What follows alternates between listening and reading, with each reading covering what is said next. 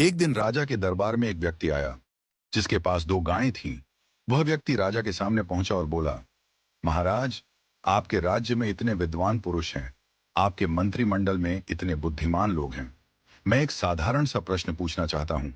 क्या आप मुझे यह बता सकते हैं कि इन दो गायों में मां कौन है और बेटी कौन? राजा ने दोनों गायों का ध्यानपूर्वक निरीक्षण किया। उसने देखा कि दोनों गायें बिल्कुल एक जैसी थीं।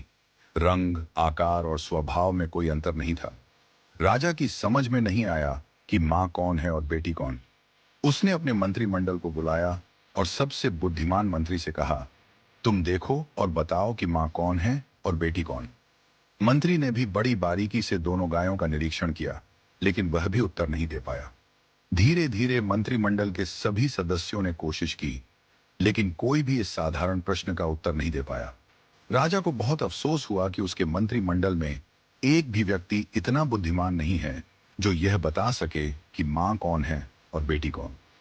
जब सबसे बुद्धिमान मंत्री अपने घर पहुंचा तो वह बहुत चिंतित था। उसकी पत्नी ने पूछा, आज आप इतने परेशान क्यों हैं? क्या हुआ? मंत्री ने कहा, आज राजसभा में एक व्यक्ति दो गायें लेकर आया था और पूछा कि इनमें मां कौन है और बेटी कौन। हम सबने देखा, लेकिन दोनों गायें एक जैसी दिखाई दी। कोई भी यह साधारण सा उत्तर नहीं दे पाया। मंत्री की पत्नी मुस्कुराई और बोली, कल मुझे भी राज्यसभा में ले चलिए, मैं इस प्रश्न का उत्तर देने की कोशिश करूंगी। अगले दिन जब राज्यसभा पुनः लगी, मंत्री ने राजा से अपनी पत्नी को सभा में लाने की अनुमति मांगी। राजा ने अनुमति दे दी। मंत्री की पत्नी को बुलाया गया और दोनों गायों को भी सभा में लाया गया। मंत्री की पत्नी ने कहा, महाराज, मुझे एक अवसर दें।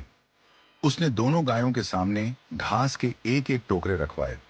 जब दोनों गायें घास खाने लगीं, तो थोड़ी देर बाद मंत्री की पत्नी ने घोषणा की, यह गाय मां है और यह गाय बेटी है। वह व्यक्ति जो गायें लेकर आया था, उसने तुरंत सहमति जताई और कहा, आपने बिल्कुल सही पहचाना। राजा ने आश्चर्य से पूछा, तुम्हें कैसे पता चला कि मां कौन है और बेटी कौन? मंत्री की पत्नी ने समझाया, जब मैंने दोनों के सामने एक जैसा घास का टोकरा रखा, तो जो बेटी थी उसने जल्दी जल्दी अपनी घास खा ली और अपनी मां के टोकरे में भी खाने लगी।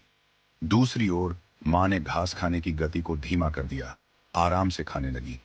एक मां ही इतनी निस्वार्थ होती है कि खुद भूखी रहकर भी अपनी संतान को खिलाती है। इस कहानी का संदेश बहुत गहरा है। जैसे एक मां निस्वार्थ प्रेम करती है और अपनी संतान की भलाई के लिए खुद को त्याग देती है, वैसे ही ईश्वर भी हमें बिना किसी अपेक्षा के सब कुछ देता है। हम सब ईश्वर की संतान हैं और उसने हमें यह सुंदर सृष्टि निस्वार्थ प्रेम से दी है। हम अक्सर ईश्वर से केवल अपनी इच्छाओं की पूर्ति की प्रार्थना करते हैं, लेकिन कभी यह नहीं पूछते कि हे प्रभु, आप खुश तो हैं? जिस तरह हमें अपने माता पिता का सम्मान करना चाहिए, उनसे बातचीत करनी चाहिए और उनकी खुशी का ध्यान रखना चाहिए, वैसे ही हमें ईश्वर से भी संवाद बनाए रखना चाहिए। यदि हम अपने माता पिता से दिन में बस एक बार पूछ लें कि आप खुश तो हैं, तो उनके आशीर्वाद से हमारे जीवन में कभी दुख नहीं आएगा। पूजा पाठ या मंदिर जाना जरूरी नहीं, लेकिन माता पिता और ईश्वर से संवाद हमेशा बना रहना चाहिए। उनका प्रेम और आशीर्वाद हमारे जीवन को खुशहाल और समृद्ध बनाएगा।